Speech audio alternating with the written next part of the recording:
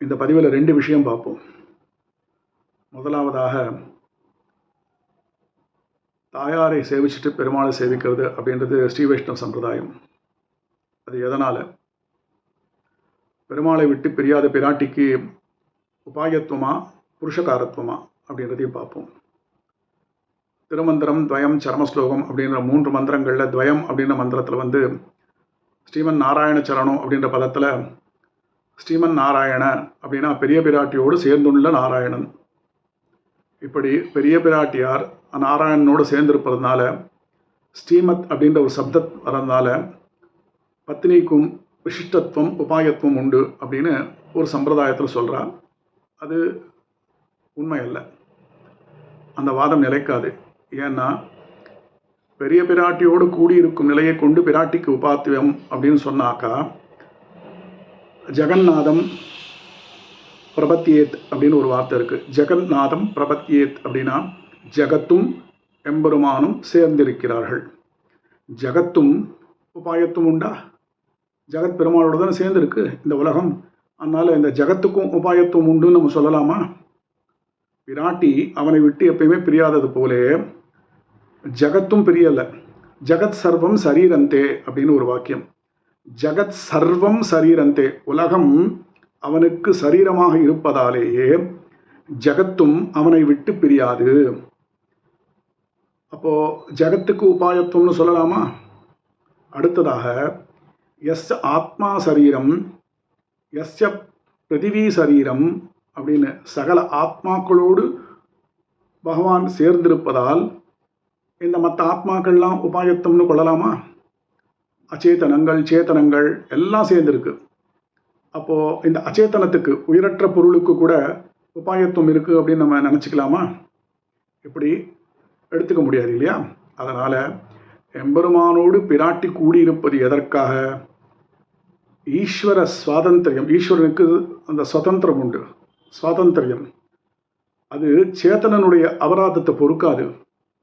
அந்த சேத்தனன் அபராதத்தை பொறுக்காதனால அதை பார்த்து பிராட்டி பகவானை விட்டு அகலாமல் இருக்கிறாள் அப்படின்னு நம்ம தெரிஞ்சுக்கணும். பிள்ளலோகாச்சாரியார் ஸ்ரீசுக்தியில் சேத்தனர்கள் வழியில்லாத வழியில் போகிறான், ரொம்ப அபராதங்கள்லாம் பண்ணுறான். அந்த அபராதத்தை பார்த்து எம்பெருமான் ஷிபாமி நக்ஷமாமி அப்படின்னு சீறி தண்டிச்சிருவான். அதனால் பிராட்டி பகவானுடைய சீற்றத்தை ஆற்றி சேத்தனர்களோடு அவனோடு சேர்ந்து புருஷகாரம் பண்ணுறதுக்காக தான் சத்தை பெறுவதற்காக எம்பெருமானோடு எப்பொழுதும் கூடியிருக்கக்கூடிய நிலை. அதனால் பிராட்டிக்கு உபாயத்துவம் கற்பிப்பது தவறு. அடுத்தது துவயத்தில் சரணௌ அப்படின்ற ஒரு வாக்கியம். பெருமானுடைய திருவடிகளுக்கு உபாயத்துவம் போலே பிராட்டியின் திருவடிகளுக்கும் உபாயத்துவம் கொள்ள வேண்டும் அப்படின்னு ஒரு சில பேர் வாதம் பண்ணுறார்.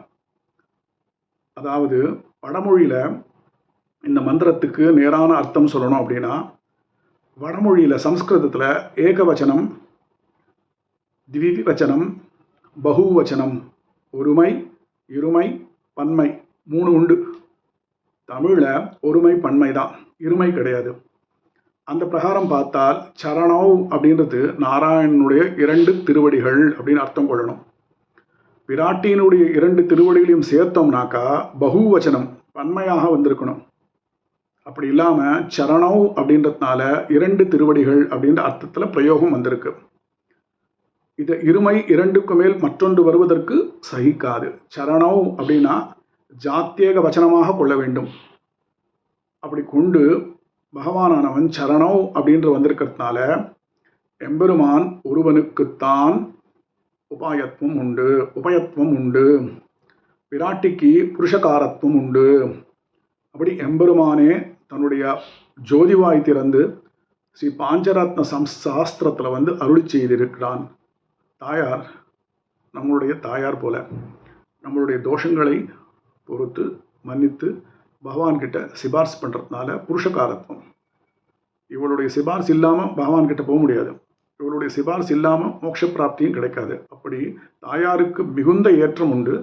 அந்த ஏற்றத்தை குறைக்கும்படியாக உபாயத்துவம் உண்டு அப்படின்றது நம்ம எடுத்துக்க முடியாது. அடுத்ததாக கோவிலுக்கு போகும்போது முதல்ல தாயாரை சேவிச்சுட்டு அந்த புருஷகாரத்தை வேண்டி நிற்க வேண்டும். தாயார் அந்த புருஷகாரத்தை பண்ணி பகவான்கிட்ட சிபாரிசு பண்ணி நமக்கு மோட்சத்தை அருள செய்வாள் அப்படின்றது நம்ம சத் சம்பிரதாயத்தினுடைய வழக்கம்.